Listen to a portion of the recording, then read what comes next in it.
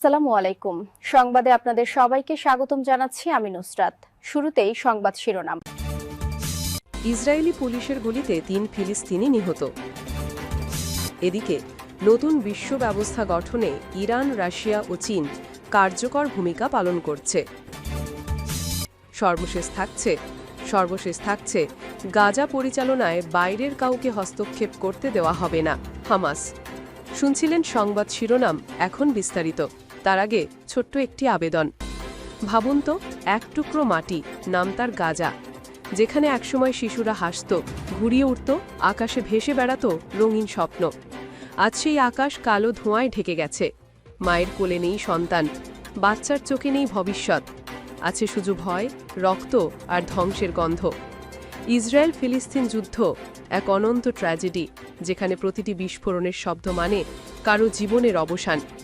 একজন বাবা মরুভূমির বালিতে সন্তানের ভাঙা খেলনা খুঁজছে। একজন মা এখনো অপেক্ষা করছে, হয়তো ছেলে ফিরবে, দরজায় কড়া পড়বে। কিন্তু বাস্তবতা হলো, সেই কড়া কখনোই আর পড়বে না। এই গল্প কেবল খবর নয়, এটা এক জাতির বেঁচে থাকার সংগ্রাম, এক মানবতার পরীক্ষা। আমরা যারা দূর থেকে দেখি, শুনি, আমাদেরও দায়িত্ব আছে সত্যকে ছড়িয়ে দেওয়ার, মানবতার পাশে দাঁড়ানোর। তাই অনুরোধ রইল, এই ভিডিওটি শুধু দেখবেন না, চ্যানেলটি সাবস্ক্রাইব করুন। কারণ আপনার একটি সাবস্ক্রাইব আমাদের প্রচেষ্টাকে বাঁচিয়ে রাখে, সেই সব কণ্ঠকে পৌঁছে দিতে যারা চুপ করিয়ে দেওয়া হয়েছে। নিচে মন্তব্যে জানিয়ে দিন, আপনার মনে কী প্রশ্ন জাগে এই যুদ্ধ নিয়ে। আপনি কি বিশ্বাস করেন মানবতা এখনও বেঁচে আছে? চলুন, বেশি কথা না বাড়িয়ে বিস্তারিত জেনে নিই। ইসরায়েলি পুলিশের গুলিতে ৩ ফিলিস্তিনি নিহত। অধিকৃত পশ্চিম তীরের জেনিন শহরের কাছে ইসরায়েলি বাহিনীর গুলিতে ৩ ফিলিস্তিনি নিহত হয়েছেন। জেরুজালেম থেকে ফরাসি বার্তা সংস্থা এএফপি এ খবর জানিয়েছে। খবরে বলা হয়, ইসরায়েল পুলিশ দাবি তারা সন্ত্রাসী দলের সদস্য হিসাবে পরিচিত। এএফপি জানায়, কাফারকুদ গ্রামে ইসরায়েলি সেনাবাহিনী ও পুলিশের elite counter terrorism unit Yamam যৌথভাবে অভিযানটি পরিচালনা করেছিল।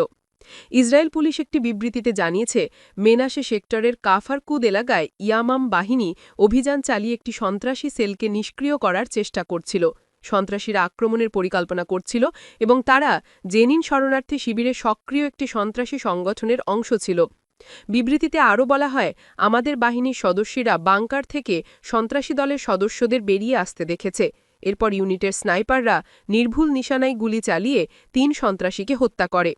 পুলিশ আরও জানিয়েছে, পরে সেনাবাহিনী তাদের আস্তানা ধ্বংস করার জন্য বিমান হামলা করে। প্রতিরক্ষামন্ত্রী ইসরায়েল কাতাজ এই অভিযানের প্রশংসা করেন। তিনি বলেন, জুডিয়া এবং সামেরিয়ায় সন্ত্রাসী সংগঠনগুলির অভিকাঠামো পুনর্নির্মাণের যে কোনো প্রচেষ্টা শক্তভাবে দমন করা হবে। যুদ্ধবিরতি লঙ্ঘন করে গাজায় ইসরায়েলের অব্যাহত হামলা নিয়ে যা বললেন রুবিও। ফিলিস্তিনের অবরুদ্ধ গাজায় যুদ্ধবিরতি লঙ্ঘন করে ইসরায়েল অব্যাহতভাবে হামলা চালিয়ে গেলেও মার্কিন পররাষ্ট্রমন্ত্রী মার্কো রুবিও বলেছেন, হামলায় যুদ্ধবিরতি চুক্তির লঙ্ঘন হটেনি। স্থানীয় সময় সোমবার ২৭ অক্টোবর গাজা সম্পর্কিত একটি প্রশ্নের জবাবে এমন মন্তব্য করেন তিনি। যুদ্ধবিরতি লঙ্ঘনের ধারাবাহিকতায় গত শনিবার ২৫ অক্টোবর গাজায় হামলা চালায় ইসরায়েলি বাহিনী। হামলায় সশস্ত্র গোষ্ঠী ফিলিস্তিনের ইসলামিক জিহাদের একজন সদস্য নিহত হয়েছিলেন। ইসরায়েলের দাবি, ওই ব্যক্তি ইসরায়েলি সেনাদের ওপর হামলার পরিকল্পনা করছিলেন। তবে ইসরায়েলের এই দাবি নাকচ করে দেয় ইসলামিক জিহাদ। মার্কিন প্রেসিডেন্ট ডোনাল্ড ট্রাম্পের সাথে এশিয়া সফররত পররাষ্ট্রমন্ত্রী মার্কো রুবিওকে এ ব্যাপারে প্রশ্ন করা হলে রুবিও বলেন, গাজায় ফিলিস্তিনি সশস্ত্র গোষ্ঠীর সদস্যদের লক্ষ্য করে ইসরায়েলের চালানো হামলায় যুদ্ধবিরতি চুক্তির লঙ্ঘন ঘটেনি। তার কথায়, আমরা এটাকে যুদ্ধবিরতির লঙ্ঘন বলে মনে করি না। নিজের কথার পক্ষে যুক্তি দিতে গিয়ে মার্কিন পররাষ্ট্রমন্ত্রী দিয়ে বলেন, ইসরায়েলের আত্মরক্ষার অধিকার আছে। তিনি বলেন, মার্কিন যুক্তরাষ্ট্র, মিশর ও কাতারের মধ্যস্থতায় হওয়া চুক্তির মাধ্যমে ইসরায়েল আত্মরক্ষার অধিকার ত্যাগ করেনি। এই চুক্তির মাধ্যমেই গাজার প্রধান সশস্ত্র গোষ্ঠী হামাস চলতি মাসে জীবিত জিম্মিদের মুক্তি দেয়। তিনি বলেন, যদি ইসরায়েলের ওপর আক্রমণের আসন্ন কোনো হুমকি থাকে, তাহলে তারা প্রতিরক্ষামূলক ব্যবস্থা নিতে পারবে। আর যুদ্ধবিরতি চুক্তির মধ্যস্থতাকারী সব পক্ষ এই বিষয়ে একমত হয়েছেন। তিনি বলেন, গাজায় ইসরায়েল ও হামাসের মধ্যে যে যুদ্ধবিরতি কার্যকর আছে, তা উভয় পক্ষের দায়বদ্ধতার ওপর ভিত্তি করেই করা হয়েছে।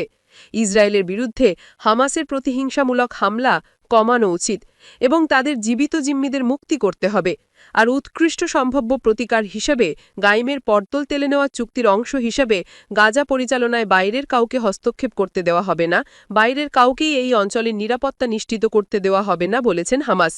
নিরাপত্তা পরিষদ কর্তৃক অনুমোদিত যুদ্ধবিরতির প্রস্তাব অনুযায়ী গাজা থেকে ইসরায়েলি বাহিনীর অপসারণ এবং যুদ্ধবিধ্বস্ত গাজাকে পুনর্গঠন করতে দেওয়া হবে না বলেছেন হামাস। ভর্তি কাউকেই এই অঞ্চলের নিরাপত্তা নিশ্চিত করতে দেওয়া হবে না। গাজায় সর্বশেষ হামলার খবর পাওয়া গেছে 16 অক্টোবর দুপুরের পর। এই ঘটনার একদিন পরে কিছু ইসরায়েলি মাধ্যমের খবরেও এমনই দেখা যায়।